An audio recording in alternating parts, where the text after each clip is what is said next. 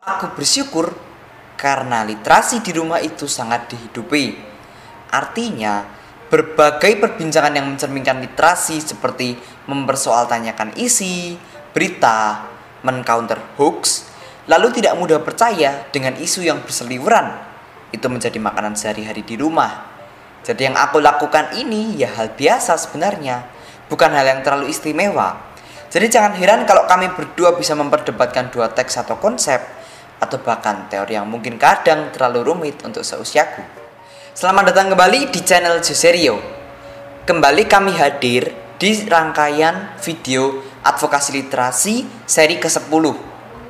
Seri advokasi literasi ini sendiri ditujukan untuk mencatat, atau lebih tepatnya merekam, perjalanan hidup diriku dan tentu saja bersama keluargaku dalam menghidupi berbagai kegiatan literasi.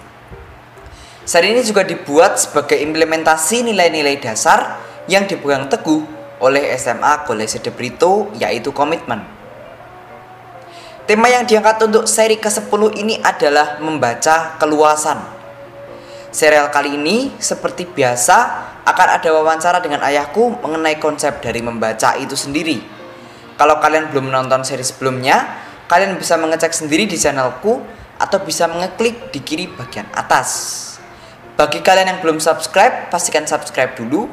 Dan jangan lupa untuk mengaktifkan loncengnya supaya kalian tidak ketinggalan video-video selanjutnya. Baik, tanpa membuang waktu lagi, mari kita langsung saja ke perbincangannya. Baik, Rio, ini adalah kesempatan yang luar biasa. Hari ini kita sudah mencapai titik krusial, yaitu seri advokasi literasi ke-10. Namun sampai titik ini justru kita sendiri belum berbincang tentang apa itu membaca. Menurutmu membaca itu apa sih? Baik, ini pertanyaan yang gampang-gampang susah untuk dijawab. Mengapa? Karena membaca itu sudah menjadi hal yang otomatis dalam diriku. Sama seperti seekor ikan di dalam air yang tidak menyadari apa air itu. Seekor ikan baru bisa memaknai itu air ketika dia keluar diangkat dari kolam dan menggap-gap karenanya. Nah, tentu saja aku tidak perlu megap-megap seperti ikan untuk memperbincangkan apa itu membaca. Nah, sederhananya, membaca itu gabungan antara seni dan strategi. Dikatakan seni karena ada aspek estetikanya. Artinya secara pribadi, membaca itu menyentuh keunikan atau subjektivitas.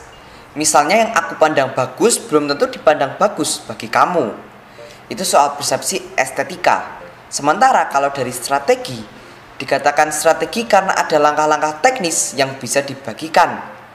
Ini semacam tips-tips bagaimana membaca efektif, efisien, cepat, dan dengan pemahaman optimal. Untuk menjadi pembaca yang optimal, dibutuhkan strategi membaca yang generik. Misalnya, membaca itu butuh persiapan mental seperti antisipasi. Ini kira-kira isinya apa? Kalau membaca judulnya, imajinasi macam apa yang muncul di kepala kita apa? Kalau itu buku cetak, ya kita pegang, kita raba, dan kita rasakan sensasinya. Kita lihat daftar isinya, seberapa tebal bukunya.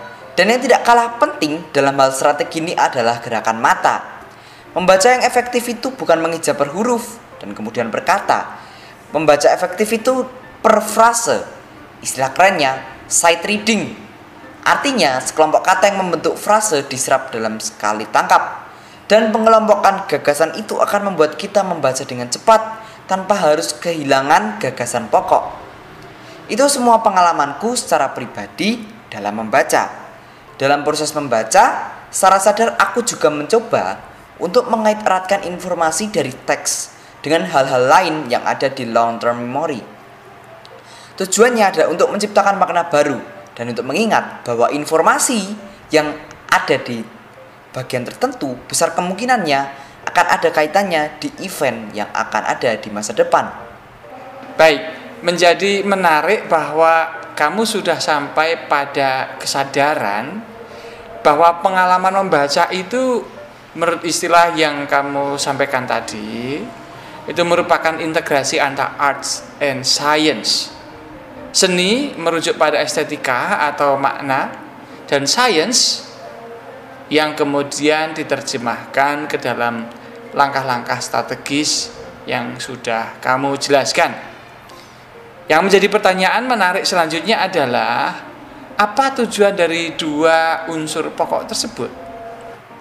Terima kasih, ini pertanyaan yang bagus. Sekali lagi, yang aku temukan adalah buah dari pengalaman nyata.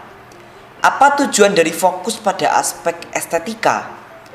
Begini, aku sendiri baru bisa merasakan sensasi luar biasa di dalam membaca ketika yang aku baca itu memang menarik. Yang paling diutamakan di dalam kegiatan membaca itu ya rasa suka. Terkait dengan unsur kedua yaitu strategi, yang Bapak sebutkan sebagai sains itu sebenarnya hal ilmiah yang terbentuk justru ketika kita melakukan berbagai eksplorasi di dalam kegiatan membaca itu sendiri.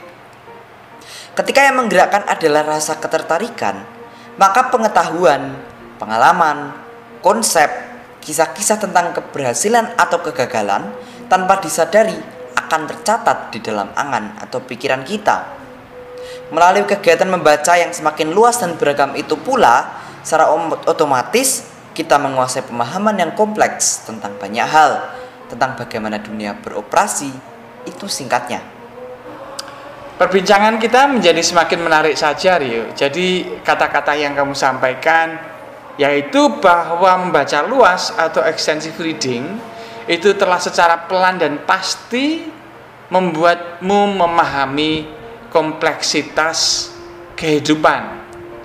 Istilah yang kamu gunakan adalah membangun pemahaman tentang bagaimana dunia beroperasi. Yang kemudian menjadi menarik untuk ditanggapi adalah hal-hal apa saja yang membuat kamu bisa sampai tingkat kesadaran tentang hakikat penting dari kegiatan membaca itu. Baik, terima kasih atas pertanyaannya. Membaca secara luas atau extensive reading memang telah secara pelan dan pasti membawa diriku untuk semakin memahami banyak hal. Tentu kesadaran macam ini tidak datang begitu saja. Dia tidak tiba-tiba, atau istilah almarhum Didi Kempot, mak bedunduk. Kesadaran ini sendiri tumbuh secara pelan, tidak terlepas dari bagaimana keluarga membentuk dan menghidupi pola pikir tertentu. Oh ya, sebelumnya perlu disepakati lebih dahulu bahwa membaca itu sendiri bukan sebuah kegiatan tunggal atau monolitik dalam kaitannya dengan mengakses teks tertulis di dalam buku. Teks itu sendiri banyak macamnya, seperti genre video, komik, kartun. Bahkan buku pelajaran pun adalah salah satu contoh dari teks itu sendiri. Nah, kembali ke pertanyaan Bapak tadi, hal-hal apa saja yang membuat diriku bisa sampai kepada tingkat kesadaran tentang hakikat penting dari kegiatan membaca ini? Setidaknya ada dua alasan. Pertama, tentu saja karena aku sudah terbiasa untuk mengakses berbagai jenis teks. Keragaman teks yang biasa aku akses menjadikanku menyadari keunikan dari masing-masing teks dan bagaimana aku harus bersikap terhadap teks-teks tertentu itu. Alasan kedua, aku bersyukur karena literasi di rumah itu sangat dihidupi. Artinya, berbagai perbincangan yang mencerminkan literasi seperti mempersoaltanyakan isi, berita, men-counter hoax, lalu tidak mudah percaya dengan isu yang berseliweran, itu menjadi makanan sehari-hari di rumah. Jadi yang aku lakukan ini ya hal biasa sebenarnya, bukan hal yang terlalu istimewa.